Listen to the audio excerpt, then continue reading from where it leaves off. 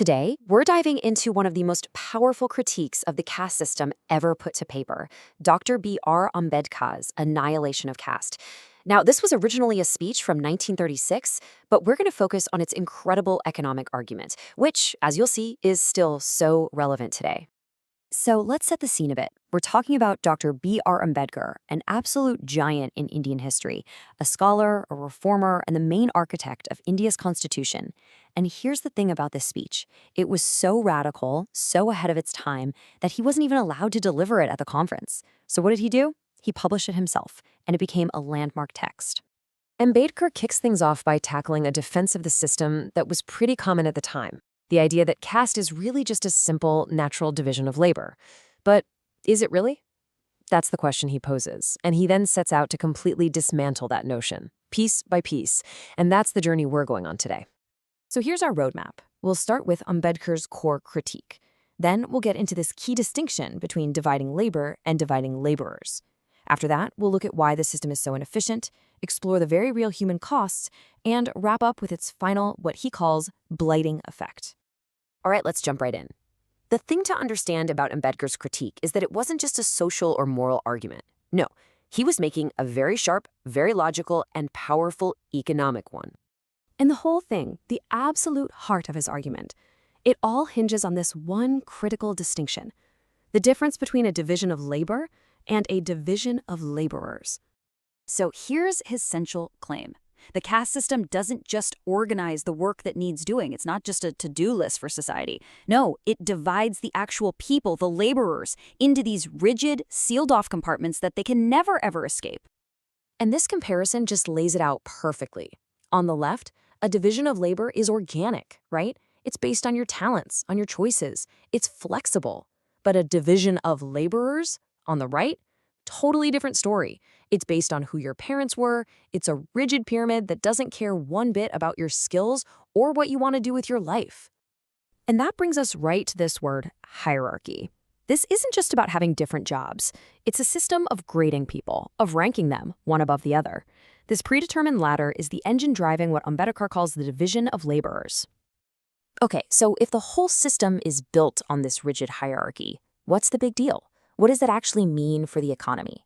Well, Ambedkar argues it makes for a system that's deeply inefficient. And actually, worse than inefficient, it's harmful. And he really doesn't pull any punches with his language. He calls the system static, meaning it's stuck, it can't adapt.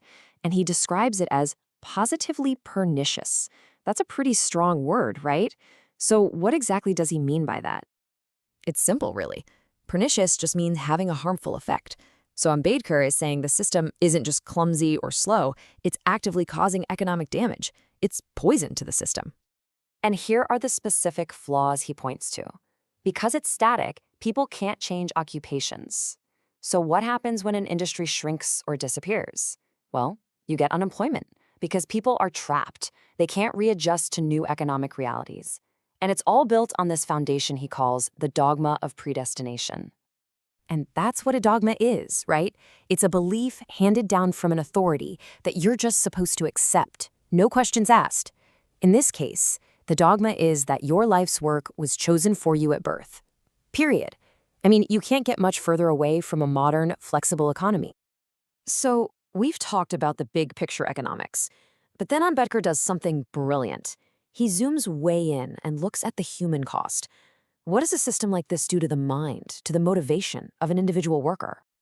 He argues that if you're forced into a job that you didn't choose, especially a job that society scorns, you're not going to feel inspired. Of course not. Instead, it provokes aversion, ill will, and this constant, nagging desire to just evade the work altogether. I mean, the impact is just profound. There's no room for what you might want to prefer. Your work is totally disconnected from your natural talents. And it can even carry a social stigma, a sense of shame. So what happens? People aren't focused on excelling, they're focused on escaping. And that's exactly what a stigma is, a mark of disgrace. Can you imagine if the very thing you do to make a living is also a source of social shame? That completely changes your entire relationship with your work. And this all builds to his most powerful gut punch of a question. What efficiency can there be in a system under which neither men's hearts nor their minds are in their work? The question is obviously rhetorical. The clear answer is very little. And this is where he so brilliantly connects economic output directly to human dignity and motivation. Okay, so let's tie this all together.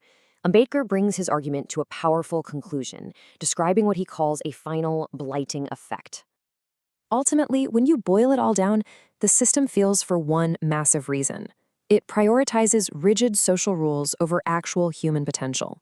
It takes a person's natural talents, their interests, their mind, their heart, and it subordinates all of that to the sheer accident of their birth. And that's what blighting means. It's something that ruins, that destroys. So for Ambedkar, this system doesn't just limit potential, it actively destroys it. And that's a tragedy for the individual and a disaster for the economy as a whole. And that leaves us with a final thought. Ambedkar was writing this in 1936, but his arguments about the deep connection between choice, dignity, and economic efficiency, they feel incredibly modern, don't they? So the question for all of us is, how do these ideas about needing our hearts and our minds to be in our work resonate in our world today?